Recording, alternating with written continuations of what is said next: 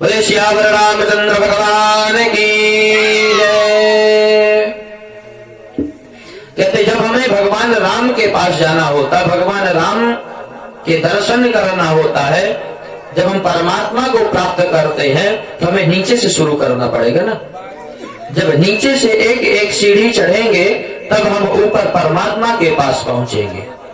इसलिए भगवान के सबसे छोटे भाई का क्या नाम है? शत्रुघ्न जी।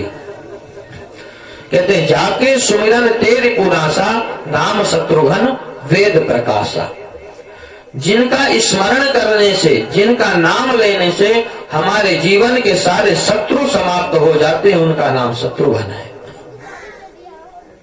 तो जब हमारे जीवन में समस्त शत्रुओं के नाश करने की जरूरत पड़ेगी तो क्या बिना शक्ति के शत्रुओं का नाश हो जाएगा? नहीं होगा। तो शत्रुघ्न जी की शक्ति का क्या नाम है? इनकी पत्नी क्या नाम है? श्रुत कीर्ति।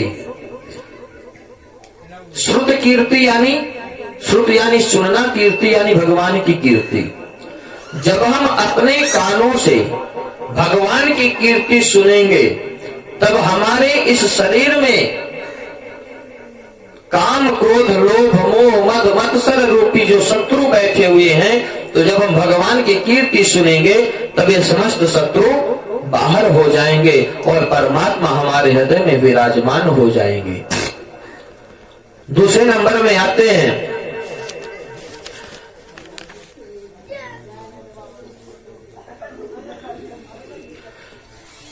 लक्ष्मण जी। लक्ष्मण जी का मतलब यह है कि जिसके जीवन का परम लक्ष्य केवल एक हो, परब्रह्म परमात्मा की प्राप्ति, वह लक्ष्मण है। जिसके जीवन का लक्ष्य बिल्कुल सही हो कि हमें वहां तक पहुंचना है, उसे लक्ष्मण कहते हैं। लेकिन हमें जब ऐसे लक्ष्य को प्राप्त करना है तो हमें शक्ति की जरूरत पड़ेगी, तब उस लक्ष्य तक पहुंचेंगे।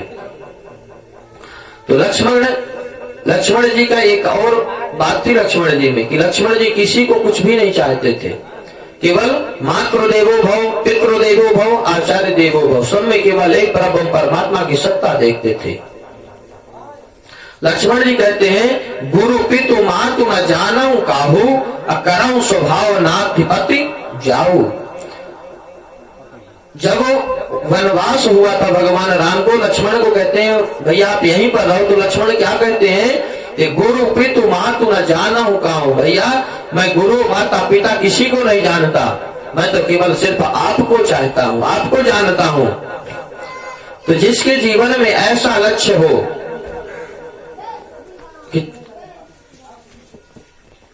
तो इनकी शक्ति का क्या नाम है? उर्मिला देवी। उर्मिला का अर्थ यह है कि जब हमारा लक्ष्य सुदृढ़ हो जाए, सुनिश्चित हो जाए, तो उर्मिला यानी भगवान से मिलने की हमारे अंदर उत्कंठा जाग जाना ही उर्मिला का प्राकट्य है। जब हमारे जीवन का एकमात्र लक्ष्य होगा परमात्मा की प्राप्ति, तो जब हमारे जीवन में लक्ष्य होगा, तो जब हमारे शरीर में उत्कंठा जागेगी परमात्मा के स्वरूप के, परमात्मा से मिलने की, तब तो हमारे जीवन में लक्ष्य आएगा।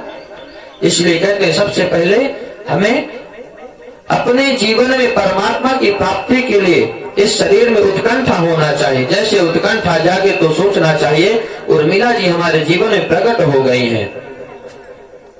अब प्रभु का हम जब उत्कंठा जगेगी तो भगवान कहाँ मिलेंगे, कैसे मिलेंगे, कब मिलेंगे, किस प्रकार मिलेगी, यह उत्कंठा बढ़ती चली जाएगी। तब समझ लेना चाहिए कि हमारे जीवन का लक्ष्य सुदृढ़ हो गया है। अब हम ये 2 सीढ़ी पार कर लिए, भगवान की कीर्ति सुने, हमारे हृदय में विराजमान समस्त शत्रुओं का नाश हो गया। जब हम भगवान की कीर्ति सुने तब भगवान से मिलने की उत्कंठा जागी। हमारे जीवन में लक्ष्य लिए हम कि परमात्मा से मिलना है, हमें ऐसा लक्ष्य लिए। तब तीसरी सीढ़ी पर आते भरत जी।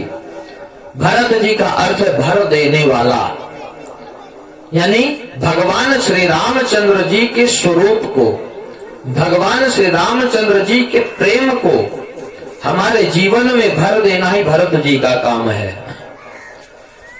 अब भरत जी का काम है। जब हमारे जीवन में प्रेम बढ़ गया तो भरत जी की शक्ति का क्या नाम है? मांडवी देवी। जब हमारे जीवन में भगवान के प्रेम का रस परिपूर्ण हो जाए तो भरत जी की मांडवी रूपी शक्ति प्रकट हो जाती है। यानी इसकी पहचान यही है कि ब्रह्मांड में, चराचर में, समस्त प्राणियों के प्रति हमारे हृदय में ऐसा प्रेम हो जाए जैसा एक माँ का एक पुत्र के प्रति प्रेम होता है। तब समझ लेना चाहिए कि हमारे जीवन में मांडवी शक्ति प्रकट हो गई। और जिसके जीवन में यह तीन बातें हो जाएंगी तब उसके जीवन में भगवान श्री रामचंद्र जी का आगमन हो जाएगा। कहते हैं भगवान श्री रामचंद्र जी बड़े बड़े योगियों के हृदय में रमण करते हुए रहते हैं। आप चाहे जिस तत्व को देखिए उसी में ही परमात्मा रमण करते हैं।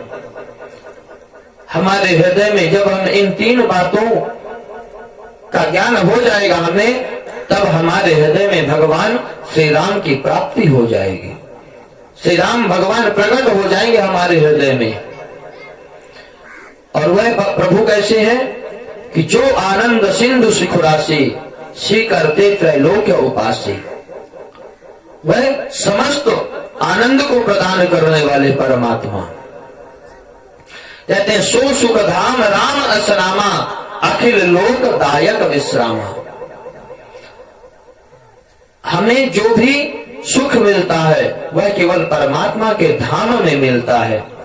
और परमात्मा कैसे? कल हम निवेदन किए थे कि मंगल भवन अमंगल हारी, समस्त कष्टों को नाश करने वाले परमात्मा, समस्त अमंगल को मंगल कर देने वाले परमात्मा।